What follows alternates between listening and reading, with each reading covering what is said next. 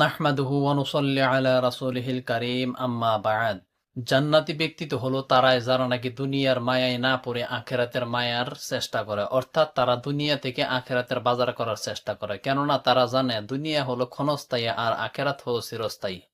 আখিরাতে যেখানে কোনো আর মৃত্যু হবে না, অনন্তকাল সেই আখিরাতে থাকতে হবে। কিন্তু আখিরাতে থাকতে হলে যে বাজার করতে হয়, সেই বাজার যদি আমরা এই দুনিয়া থেকে করে না যাই, তাহলে কিন্তু আমাদের আখিরাতে শান্তি হবে না। এই জন্য মুমিন ইমানদার আল্লাহওয়ালা তারা কিন্তু আল্লাহ রাসূলের কথা মোতাবিক চলে এবং কি আখিরাতের জন্য দুনিয়া থেকে পরিপূর্ণভাবে নিজের নফসকে হেফাজত রেখে বিনয়ের সাথে মানুষের সাথে চলাফেরা করে এবং কি ইবাদত করে, যাতে সেই ব্যক্তি আখিরাতে শান্তিতে থাকতে পারে। কেননা ইমাম গাজ্জালী রহমতুল্লাহ আলাইহি লিখিত একটি কিতাব ইহইয়া উলুমুদ্দিন, সেই কিতাবের মধ্যে উল্লেখ করেন, কিছু লোক আমিরুল মুমিনিন হযরত সাইয়েদনা আব্দুল আজিজ রহমতুল্লাহ আলাইকে অসুস্থতায় দেখার জন্য উপস্থিত হলো, যাদের সাথে একজন শুকনো যুবক ছিল।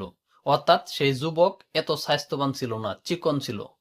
তখন সেই যুবককে দেখে হযরতে সাইয়েদনা উমর বিন আব্দুল আজিজ রহমতুল্লাহ আলাই তাকে জিজ্ঞাসা করলেন, হে যুবক, আমি তোমাকে এত দুর্বল দেখছি কেন? তখন সেই যুবক আরজ করলেন, আমিরুল মুমিনিন, কিছু অসুস্থতার কারণে আমার শরীরের এই অবস্থা। তখন হযরতে সাইয়েদনা উমর বিন আব্দুল আজিজ রহমতুল্লাহ আলাই বললেন, তোমায় আল্লাহ তাআলার ওয়াস্ত সত্যি করে বলো, তোমার শরীরের এই অবস্থা কেন? অর্থাৎ তুমি এত শুকনো কেন?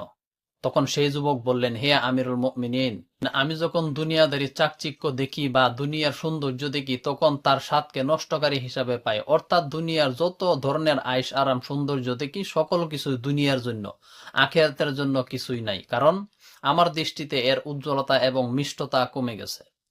এর স্বর্ণ এবং পাথর একই হয়ে গেছে। অর্থাৎ স্বর্ণের দাম এবং সৌন্দর্য পাথরের মতন হয়ে গেছে। পাথর আর স্বর্ণের মধ্যে কোনো পার্থক্য নাই। এখন আমার অবস্থা এমনই যে আল্লাহর আরশ দেখছি, মানুষকে জান্নাত ও জাহান্নামে যেতে দেখছি, আর মানুষ কেন জান্নাত এবং জাহান্নামে যাইতেছে সেও অনুভব করতে পারছি।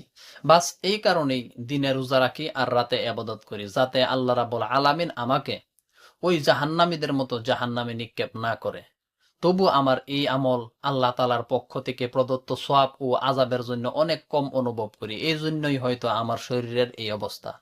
তাই প্রিয় মুসলিম ভাই এবং বোন, এখানে এই ঘটনাটি থেকে আমরা চিন্তা করা উচিত যে, বা বোঝা উচিত যে, সেই ব্যক্তি চাইলে দুনিয়াতে আইশ আরাম শান্তিতে থাকতে পারত, কিন্তু সেই ব্যক্তি আখিরাতের চিন্তা করে দুনিয়াতে সকল ধরনের সৌন্দর্য তার কাছে তুচ্ছ তাচ্ছিল্য মনে হয়। কেননা সে জানে যে আখিরাতের জীবন হলো অনন্ত জীবন, আর দুনিয়ার জীবন হলো এই কয়েকদিনের জন্য মাত্র। যদি কয়েকদিনের দুনিয়ার মায়ায় পড়ে